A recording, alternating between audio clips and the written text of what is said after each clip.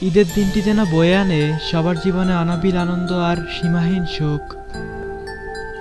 আত্মকেন্দ্রিক সুখে আত্মহারা না হয়ে গরিব দুঃখী আর অসহায় মানুষগুলোর সাথে যেন সেই আনন্দ ভাগাভাগি করে নিতে পারি।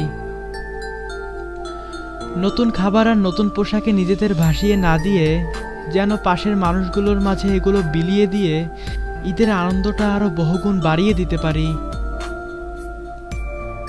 আসলে সত্যি বলতে কি, ঈদের আনন্দটা তো তখনই ছিল যখন ঈদ মানে যে খুশি সেটাই জানতাম না। সন্ধ্যা হলে যখন চাঁদ দেখতে সবাই হুমড়ি খেতাম,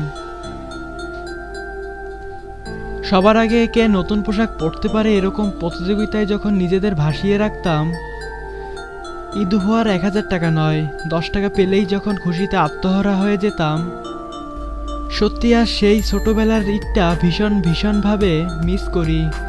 জানি কখনো আর সেই দিনটা ফিরে পাবো না।